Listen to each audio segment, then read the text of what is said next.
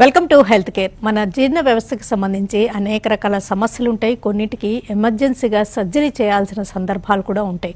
జీర్ణ వ్యవస్థకు సంబంధించిన సమస్యల్లో సర్జరీలు అవసరమయ్యే సందర్భాలు ఎన్నో రకాలుగా ఉంటుంటాయి. మరి నవేడేస్ చాలా వరకు లాప్రోస్కోపీ సర్జరీస్ చేయగలుగుతున్నారు. మరి ఇంకా రోబోటిక్ సర్జరీస్ కూడా వింటున్నాం. మరి అవి ఏ సందర్భాల్లో చేయగలుగుతుంటారు?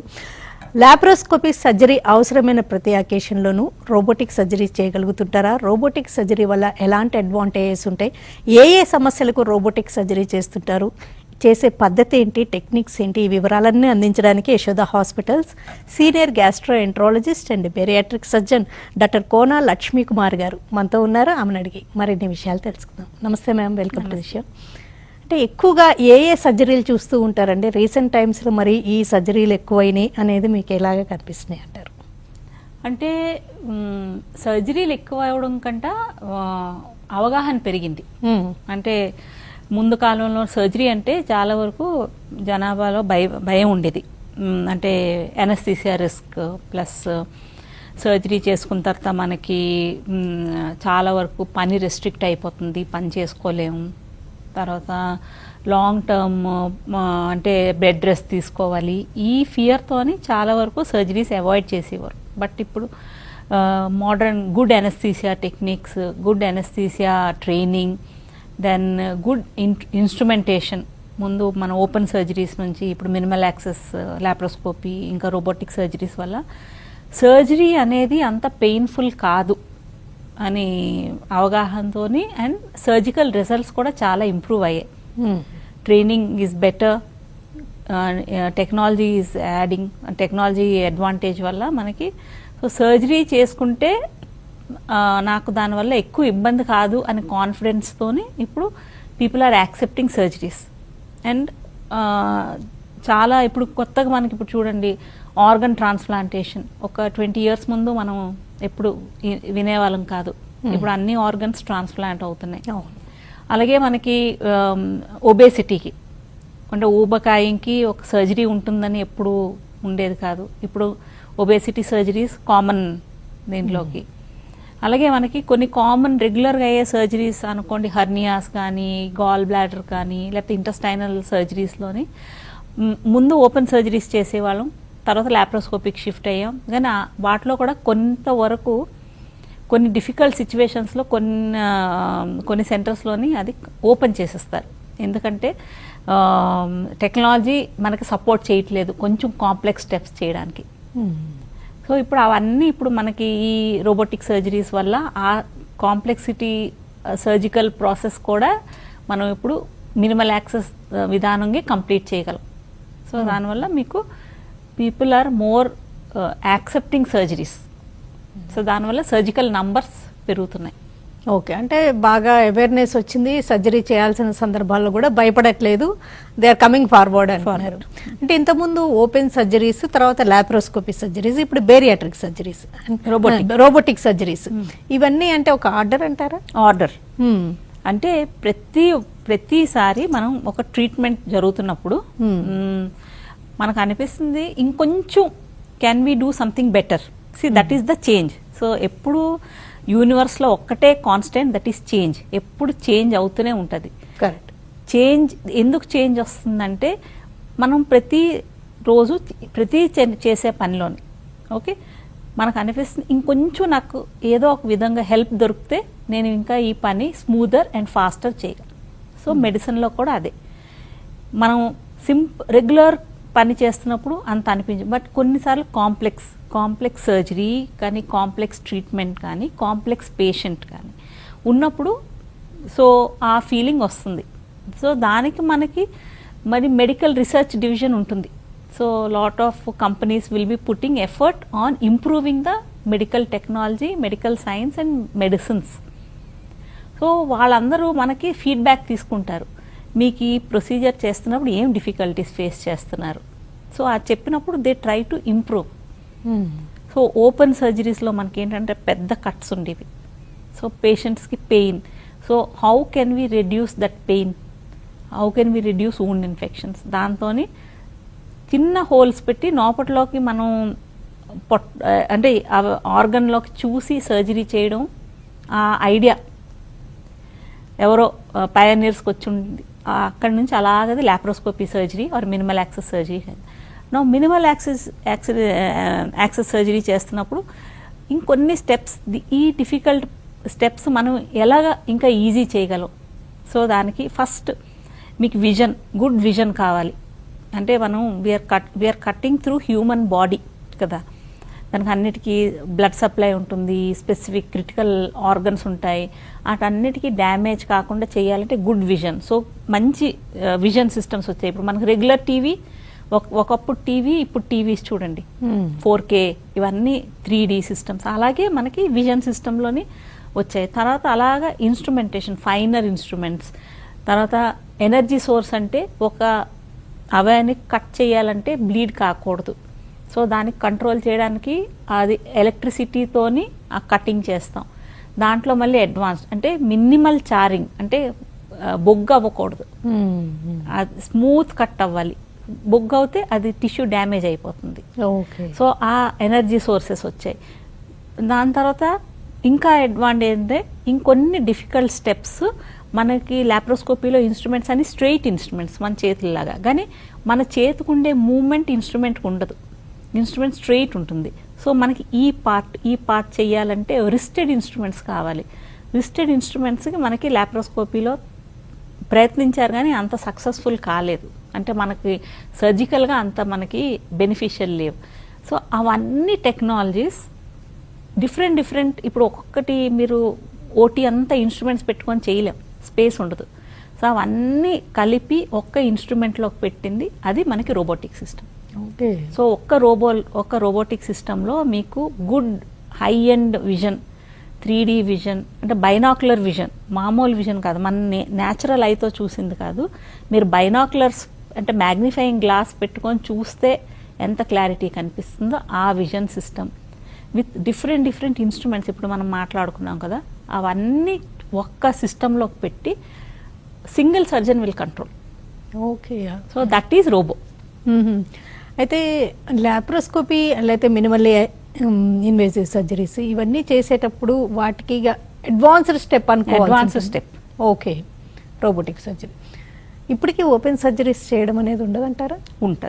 ఉంటుంది. కొన్ని లైక్ మనం ఇప్పుడు బిగ్ ఆర్గన్, పెద్ద ట్యూమర్ అనుకోండి, తీయాలి ఒక బాడీ నుంచి అంటే కట్ పెద్దది ఉండాలి. బట్ అవి ఒక 10% అనుకోండి, ఓపెన్ సర్జరీస్ 10% అవుతాయి. లేకపోతే పెద్ద ట్రామా, మేజర్ యాక్సిడెంట్ ఏదైనా అయింది, ఆర్గన్స్ చాలా డ్యామేజ్ అయిపోయి, సో అవన్నిటి క్లియర్ చేయాలంటే మనం అప్పుడు ఈ చిన్న హోల్స్ పెట్టి నోపట్లో చూసుకొని చేయడానికి అంత టైం ఇవ్వదు పేషెంట్. సో అలాంటప్పుడు ఓపెన్ సర్జరీస్ అవుతాయి. Cancers, major big cancers, big tumours open surgeries అవుతాయి. ఆర్గన్ ట్రాన్స్ప్లాంట్ అంటే big organs like liver, lungs, అవి పెద్దవి, చిన్న హోల్ నుంచి మనం పెట్టలేం, అలాంటివన్నీ ఓపెన్ సర్జరీస్ అవుతాయి. But rest of the others, even lot of cancer surgeries and some amount of kidney transplants plus donors. ఇప్పుడు ఒక వ్యక్తి లివింగ్ పర్సన్ ఇంకొక వ్యక్తికి తన organ either single kidney or లివర్లో కొంత భాగం డొనేట్ చేసినప్పుడు వాళ్ళకి పెద్ద కట్ పడేది. ఇప్పుడు అవన్నీ మనం రోబోటిక్లీ కానీ లాప్రోస్కోపీ కంటే రోబోటిక్ బెటర్. ఎందుకంటే చాలా వైటల్ క్రిటికల్ ఆర్గన్స్, వాటిలోని చిన్న వెసల్ కూడా డ్యామేజ్ అవ్వకుండా సర్జరీ చేస్తే ఆ వ్యక్తి డొనేట్ చేసిన వాళ్ళు they are doing service. So వాళ్ళకి ఎంత తక్కువ పెయిన్తోని మనం సర్జరీ చేస్తే వాళ్ళు తొందరగా రికవర్ అవుతారు. ప్లస్ పేషెంట్కి కూడా మీకు ఆ ఆర్గన్ స్మూత్గా వితౌట్ మచ్ హ్యాండ్లింగ్, చేతులతోని మనం హ్యాండిల్ చేయకుండా తీస్తాం. సో దానివల్ల ఆ ఆర్గన్ రికవరీ కూడా బాగుంటుంది. Short break తీసుకుందండి. బ్రేక్ తర్వాత మీరు బెరియాట్రిక్ సర్జరీస్ కూడా చాలా well known, huge number of surgeries చేశారు. మరి బెరియాట్రిక్ సర్జరీస్ కూడా నోవేడేస్ లాప్రోస్కోపీ పద్ధతిలో చేస్తున్నారు. మరి వాటిని కూడా రోబోటిక్ సర్జరీస్ చేస్తున్నారా డిస్కస్ కూడా. Yashoda hospitals senior surgical gastroenterologist and bariatric surgeon doctor Kona Lakshmi Kumar గారు మనతో ఉన్నారు. గ్యాస్ట్రిక్ లేదా జీర్ణ వ్యవస్థకు సంబంధించిన సర్జరీల్లో రోబోటిక్ సర్జరీస్ ఎప్పుడు చేస్తున్నారు, రోబోటిక్ సర్జరీల వల్ల ఎలాంటి అడ్వాంటేజెస్ ఉంటాయి, ఈ వివరాలన్నీ అడిగి తెలుసుకుంటున్నాం. అంటే బెరియాట్రిక్ సర్జరీస్ అనేవి ఇంతకుముందు ఓపెన్, తర్వాత అవి లాప్రోస్కోపీకి, నవడేస్ అవి కూడా రోబోటిక్గా చేస్తున్నారా? చేస్తున్నాం, రోబోటిక్గా చేస్తున్నాం. ఎందుకంటే వాళ్ళలోని ఒబీస్ పర్సన్ అంటే ఒక వ్యక్తి మనం సర్జరీ చేస్తున్నామంటే వాళ్ళు అట్లీస్ట్ 30 to 30 kgs పైనే ఉంటారు ఎక్స్ట్రా. అంటే ఒక వ్యక్తి 70 kgs ఉండాలంటే వాళ్ళు 100 kgs. ముందు మనం లాప్రోస్కోపీ విధానంగా చేస్తున్నప్పుడు అంత వెయిట్ మన హ్యాండ్స్ మీద ట్రాన్స్మిట్ అవుతుంది. ఎందుకంటే మీరు అంత వెయిట్ హ్యాండిల్ చేస్తుండి సర్జరీ చేయాలి. సో అంత డిఫికల్టీతో ఈ సర్జరీస్ అయ్యాయి. బట్ ఇప్పుడు రోబో అంటే స్ట్రాంగ్ ఇన్స్ట్రుమెంట్స్, అవి జస్ట్ మన ఆ పేషెంట్ బరువు ఏది మన హ్యాండ్ మీద పడదు. ఓకే. సో దానివల్ల సర్జరీ చాలా సింపుల్. ఒక్కొక్కసారి లాప్రోస్కోపిక్ సర్జరీ చేసేటప్పుడు బాగా ఒబేస్గా ఉన్న వాళ్ళకి కుదరదు అంటుంటారు. కుదరదు, ఎందుకంటే స్పెసిఫికలీ ఇప్పుడు మా సెంటర్స్ డెడికేటెడ్ బెరియాట్రిక్ సెంటర్స్. అంటే ఒబీస్ పేషెంట్స్కి హ్యాండిల్ చేయగలే ఇన్స్ట్రుమెంట్స్ అన్నీ ఉంటాయి. కానీ ప్రతి సెంటర్లోని మీకు ఒక ఒబీస్ పర్సన్కి ఓటీ టేబుల్ కానీ ఈవెన్ మీకు వీల్ చైర్ కానీ ఒక వ్యక్తి ఒక 150-200 kg పర్సన్ కూర్చుంటే వీల్ చైర్, దానికి స్పెషల్ వీల్ చైర్స్ ఉంటాయి, స్పెషల్ ఓటీ టేబుల్స్ ఉంటాయి, స్పెషల్ లాంగ్ ఇన్స్ట్రుమెంట్స్ ఉంటాయి. అప్పుడే మనం ఒబీస్ ఉన్న వాళ్ళలోని ఈ మినిమల్ యాక్సెస్ సర్జరీ చేయగలం. సో దాంట్లో ప్లస్ అంత ఒబేస్ బరువు హ్యాండిల్ చేయగలే కెపాసిటీతో ఇన్స్ట్రుమెంట్స్ తయారు చేసిన చాలాసార్లు ఆ ఇన్స్ట్రుమెంట్స్ బెండ్ అవ్వడం కానీ సర్జరీ మధ్యన మళ్ళీ అవి ఫంక్షన్ చేయకపోవడం, మళ్ళీ వేరే సెట్ రిప్లేస్ చేయడం అవన్నీ అవుతుంటాయి. ఓకే. సో ఆ డిఫికల్ట్ సిచ్యువేషన్స్ అన్నీ ఇప్పుడు క్రాస్ చేయడానికి ఇప్పుడు రోబో. ఓకే. లాప్రోస్కోపీ సర్జరీ కుదరకపోయినా రోబో సర్జరీ చేయగలరు. ఇంతకుముందు కంటే ఇప్పుడు బెరియాట్రిక్ సర్జరీస్ పెరిగాయా తగ్గాయా? ఒక్కొక్కసారి సర్జరీ చేయించుకున్న 7-8 years 10 yearsకి బౌన్స్ బ్యాక్ అవుతారు, అందుకని చేయించుకోకుండా బెటర్ అనే ఒక రకమైన ఒపీనియన్ కూడా, ఒక అపోహ కూడా. రాంగ్ ఒపీనియన్ అండి. ఒక వ్యక్తి BMI more than 30 or 40 ఉన్నారనుకోండి, వాళ్ళు అట్లీస్ట్ ఈ 10 yearsలోని వాళ్ళు వెయిట్ తగ్గారని they are having a better quality life. అదే వ్యక్తి ఆ 30-40 kgs వెయిట్ బరువుతోని ఒక 5-6 yearsలోని ఏ కార్డియాక్ ఈవెంటో ఏదో ఒక ఆర్గన్ డ్యామేజ్ అయ్యి చనిపోతారు. సో వెయిట్ లాస్ ఎప్పుడు మ్యాండేటరీ. ఇప్పుడు ప్రతి even the 5-10 kgs excess body weight also is not acceptable.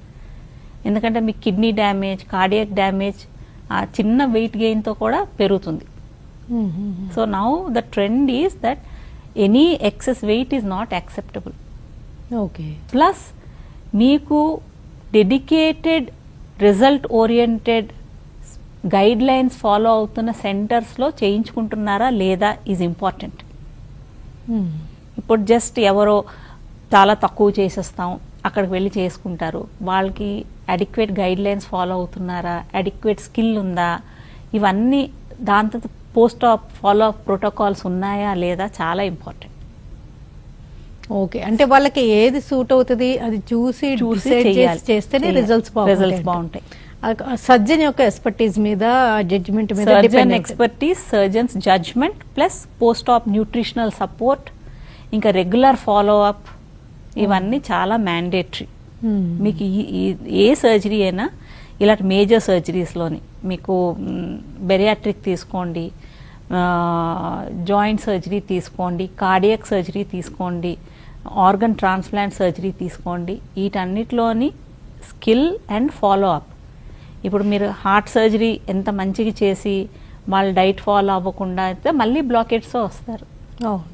మీరు లివర్ ట్రాన్స్ప్లాంట్ చేసి వాళ్ళు ఆల్కహాల్ అవన్నీ వదలకుండా అవి తీసుకుంటే మళ్ళీ ఆర్గన్ డ్యామేజ్ చేసుకుంటారు. సో ఈ దానికి స్పెసిఫిక్ అంటే ఇది ఉండాలి, డెడికేషన్ ఉండాలి మీకు, అప్పుడు మీకు రిజల్ట్స్ కనిపిస్తాయి. హెర్నియా గురించి ఆలోచిస్తే ఎప్పుడు వాళ్ళకు ఒక కన్ఫ్యూజన్ కూడా ఉంటుంటుందండి. కొన్ని సెంటర్స్లోనేమో ఓపెనే బెటర్ అంటుంటారు, కొన్ని సెంటర్స్లో లాప్రోస్కోపీ ఉన్నప్పుడు ఇంకా ఓపెన్ ఎందుకు అంటారు. అండ్ నవేడేస్ రోబోటిక్ కూడా వినపడుతున్నాయి. హెర్నియా ట్రీట్మెంట్స్ ఎలా ఉన్నాయంటారు? Majority of the hernias minimal access చేస్తేనే బెటర్. ఏదర్ లాప్రోస్కోపీ, ఇప్పుడు రోబోటిక్ వచ్చిందని. ఎందుకంటే మీరు ప్రతిసారి కట్ చేస్తున్నప్పుడు హెర్నియా ఎందుకు వస్తుంది? మీ మసిల్స్ వీక్ అయ్యాయని. మీరు ఆ వీక్ మసిల్స్కి ఎంత కట్ చేస్తే మీకు అవి ఇంకా డ్యామేజ్ అవుతాయి. ప్లస్ కొన్నాళ్ళకి మీకు ఆ పైన ఉన్న స్కిన్ కూడా అన్ని కట్స్ టాలరేట్ చేసుకోలేదు. సో స్కిన్ కూడా నెక్రోజ్ అయిపోతుంది. నెక్రోజ్ అయిపోతుందంటే ఇలాగా చెడిపోయి స్కిన్ డ్యామేజ్ అయిపోయి వదిలేస్తుంది, స్కిన్ పట్టు ఉండదు. సో హర్నియాకి ఇప్పుడు majority of the times it's minimal access, either laparoscopic or advanced సెంటర్స్లో robotic. Rarely very huge hernias అంటే ఆల్మోస్ట్ అంత ఇంటెస్టైన్స్ అన్నీ బయటకు వచ్చేసి ఉంటాయి ఇలా నెగ్లెక్ట్ చేసుకొని, ఆర్ హర్నియా ఎప్పుడైనా దాంట్లో ఇంటెస్టైన్స్ చిక్కుపడి ఇంటెస్టైన్ బాగా డ్యామేజ్ అయిందంటే అలాంటి సందర్భాల్లోనే open. Again I say that always dedicated centres. Stray ర్యాండమ్గా ఎక్కడో ఒక దగ్గర వెళ్ళి ఏదో తక్కువ చేయించేసుకుందాం అన్నప్పుడు మీకు రిజల్ట్ రాదు. మెడిసిన్లోని అదే important. It is how you are getting treated, where you are getting treated and who is treating you. Correct. అది చాలా ఇంపార్టెంట్. రాదర్ దెన్ టెక్నాలజీ కన్నా ముందు అసలు ఎలాంటి డాక్టర్ ఎంత ఎక్స్పర్టీస్ ఉందో అది ఆ సెంటర్ యొక్క ఇదో. అండ్ హెర్నియాకి రీడూస్ కూడా కొంతమంది చాలా ఇబ్బంది పెడుతుంటాయండి. రీడూ చేయాల్సిన అవసరం ఉన్నప్పుడు రోబోటిక్ చేయించుకోవడం బెటర్ అంటారా? Robotic always better for redos. ఎందుకంటే రీడూస్ అన్నప్పటికీ మీకు టిష్యూ ప్లేన్స్ అంతా డ్యామేజ్ అయిపోయి ఉంటాయి. అంటే ఫస్ట్ సర్జరీ అయి ఉంటుంది, మళ్ళీ రికర్ అయి ఉంటుంది, సెకండ్ సర్జరీ అయి ఉంటుంది, మళ్ళీ రికర్ అయి ఉంటుంది. ఆ న్యాచురల్ ప్లేన్స్ ఏవైతే ఉంటాయో అవి అన్నీ ఫ్యూజ్ అయిపోయి ఉంటాయి. సో మనకి రోబోటిక్లో అడ్వాంటేజ్ ఏంటంటే మనం మ్యాగ్నిఫైయింగ్ గ్లాస్తో చూసినప్పుడు ఆ ప్లేన్స్ ఉంటాయి, బట్ మనకి విజన్ కావాలి. సో ఆ విజన్కి మనకి రోబోటిక్ అడ్వాంటేజ్. గాల్ స్టోన్స్ అనేది కూడా చాలా మందిని ఇబ్బంది పెడుతుంది. చాలా కామన్గా జరిగే సర్జరీ. చాలా మందికి ఏంటంటే ఇది కొంత వెయిట్ చేయొచ్చులే, ఎమర్జెన్సీ కాదులే, సర్జరీ దాకా ఎందుకని భయపడతారు. మరి వాళ్ళకి లాప్రోస్కోపీనా రోబోటిక్ సర్జరీనే ఏది చేస్తున్నారు? Depending on the complexity. ఇప్పుడు మనం ఇందాక మాట్లాడుకున్నాం, obese person with bad gallstone disease అంటే చాలా నాళ్ళు వెయిట్ చేసి అది చాలా కాంప్లికేట్ చేసుకొని వస్తారు. అలాంటి వాళ్ళలో కూడా కొన్నిసార్లు లాప్రోస్కోపీ డిఫికల్ట్ అయి ఓపెన్ చేస్తారు. సో వాళ్ళు robotic beneficial. Plus gallstone disease ఇవన్నీ హర్నియాస్ కానీ అపెండిక్యులర్ పర్ఫరేషన్స్ కానీ సర్జికల్ డిసీజెస్. సో వాటికి మీ మెడికల్ ట్రీట్మెంట్ అనేది ఉండదు, దానికి సర్జరీయే చేయించుకోవాలి. మీరు ఎంత వెయిట్ చేస్తే అంత కాంప్లెక్స్. ఓకే. సో ఏదైనా complex surgery, difficult surgical techniques ఉంటాయి, వాటన్నిటికీ నౌ అండ్ ఫర్ ఎవర్. ఇప్పుడు రోబో వచ్చిందంటే ఇట్ విల్ బి దేర్. ఇంకా దాంట్లో ఇంకా దాంట్లో మళ్ళీ డెవలప్మెంట్ అవుతుంది. ఈ రోజు మనం చూసే రోబో కొన్నాళ్ళ తర్వాత దాంట్లో రోబోటిక్ టెక్నాలజీ చేంజ్ అవుతూనే ఉంటుంది. Okay. So that will give us more definite advantage for doing the complex surgeries. అంటే ఇవి డే కేర్ దీంట్లో చేస్తున్నారా? వీళ్ళు కూడా హాస్పిటల్ స్టే బాగానే ఉంటుంది. యూజువలీ రోబోటిక్ సర్జరీలోను ఒకటి మనం చూసాము, over the 1 year almost more than 100 cases చేసిన తర్వాత పెయిన్ అనేది చాలా తక్కువ ఉంది. అంటే comparison to laparoscopic surgery also robotic సర్జరీలో పెయిన్ తక్కువ. అండ్ మోర్ ఫైనర్ సర్జరీ వల్ల వాళ్ళకి ఇంటెస్టైనల్ మూవ్మెంట్ కానీ లెగ్స్ తిరగడం కానీ అన్నీ ఇంకా క్విక్కర్ అవుతున్నాయి. సో మామూలు లాప్రోస్కోపిక్ సర్జరీ కంటే 1-2 days కంటే ముందే ఇంకా డిశ్చార్జ్ చేస్తున్నాం. సో డిశ్చార్జ్ కూడా క్విక్ అవుతుంది. ఓకే. వాళ్ళు నార్మల్ యాక్టివిటీస్ కూడా with in few days join అవ్వచ్చు. ఓకే. తర్వాత ఫాలో అప్ కేర్ ఎలా ఉంటుంది అంటారు? నార్మల్ ఎనీ సర్జరీ లాగా చూస్తాం, వాళ్ళు ఎలా హ్యాండిల్ చేస్తున్నారు. లాంగ్ టర్మ్ ఫాలో అప్ అయ్యే కొన్ని సర్జరీస్కి వాళ్ళకి రెగ్యులర్గా టైం టేబుల్ ఇస్తాం, మీరు ఈ టైంకి రావాలి, చూపించుకోవాలి, అవన్నీ చెప్తాం. కొన్ని సర్జరీస్కి మనం ఎక్కువ పోస్ట్ ఆఫ్ ఫాలో అప్ ఉండదు, లైక్ గాల్ బ్లాడర్ సర్జరీ కానీ ప్రైమరీ ఆర్ సెకండరీ హర్నియాస్కి మీకు అంత ఎక్కువ ఫాలో అప్ ఉండదు. వాళ్ళకి ఫ్రీక్వెంట్గా ఏం పిలం హాస్పిటల్కి. ఓకే. కాకపోతే కాస్ట్ వైజ్గా తీసుకుంటే కొంచెం ఓపెన్ కంటే లాప్రోస్కోపీ కంటే రోబోటిక్ ఎక్కువ ఉండొచ్చు కదా. But it is not too costly, unaffordable cost కాదు. మీరు ఒక సర్జరీ చేసుకొని ఒక 2 days ఎక్స్ట్రా హాస్పిటల్లో ఉన్నారంటే ఆ రూమ్ రెంట్ అవన్నీ పే చేస్తున్నారు కదా. సో అదే మీరు రోబోటిక్ చేయించుకుంటే అక్కడ మీకు తగ్గుతుంది. So life, health and life when we are talking of prohibitionary cost అయితే దేనికి లేదు. అంటే ఒక వ్యక్తి ఎఫోర్డ్ చేయలేరు అని ఎప్పుడు లేదు. ఎందుకంటే గవర్నమెంట్ హాస్పిటల్స్లో కూడా గవర్నమెంట్ రోబోస్ పెట్టారు. Okay. Government hospitals are equipped with robo. NIMS కానీ ఎంఎన్జే క్యాన్సర్ హాస్పిటల్ కానీ ఇటన్నిటిలో రోబో పెట్టారు. So government is providing advanced surgical technology for the purest of poor. So అంటే అప్పుడు some మీరు other not way అదే affordable- economical గా ఉన్నట్టుంది. Other- దాంట్లో బెనిఫిట్ లేకపోతే గవర్నమెంట్ పెడతారు కదా. ఆల్ మేజర్ గవర్నమెంట్ హాస్పిటల్స్ లో మీకు రోబోస్ ఉన్నాయి, and high end robos, not the cheaper technology. Okay. So that means there is benefit to the patient. Age అనేది ఏమన్నా కన్సిడర్ చేస్తుంటారా? ఏ కైండ్ ఆఫ్ సర్జరీ చేయాలి అని ఆలోచించేటప్పుడు వాళ్ళ age? A depending on the disease the surgery will be done. So age is not a bar. అంటే ఒక్కొక్కసారి బాగా వయసు పైబడిన వాళ్ళకి ఇది కుదురుతుంది ఇది కుదరదు అని లేదని అట్లా అలా ఏమన్నా? ఉండదు అది. ఓకే. అల్టిమేట్లీ నేను చెప్పాను కదండి, మీకు ఆ individual centre experience. So experience లేనప్పుడు ప్రతిదానికి వాళ్ళు వెనకాడతారు. ఎందుకంటే వాళ్ళకి భయం ఉంటుంది, ఇంత సీనియర్ సిటిజన్కి నేను ఆపరేట్ చేస్తున్నాను, మా అనస్థీసియా టీమ్, మా నర్సింగ్ టీమ్, ఆర్ ఎందుకంటే ఇలాంటి డెలికేట్ పేషెంట్స్ వాళ్ళలోని మనకి సర్జరీ ఖచ్చితంగా ఫుల్ ప్రూఫ్ మెథడ్లో మనం క్విక్గా చెయ్యాలి. సో అక్కడ మన సర్జరీలోనే ఆలోచించుకొని చేయడానికి అంత టైం ఉండదు. సో అంత కాన్ఫిడెన్స్ ఉంటేనే we touch those patients. But అలాగని ఏజ్ పెద్దగా ఉందని ఏ ట్రీట్మెంట్ ఆఫ్ చేయం, అన్నీ అవుతాయి.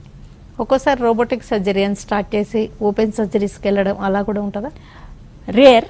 యూజువలీ మీరు రోబోటిక్ డిఫికల్ట్ ఉంటే లాప్రోస్కోపీ చేయొచ్చు. ఆర్ వెరీ వెరీ రేర్ మీరు అంటే you are learning to do robotic surgery and you are not expert in doing any of the surgeries, then definitely ఈ ట్రబుల్స్ ఉంటాయి. అంటే if you are a new learner, so then okay robotic try చేస్తారు, కుదరకపోతే మళ్ళీ same ఓపెన్కే వస్తారు.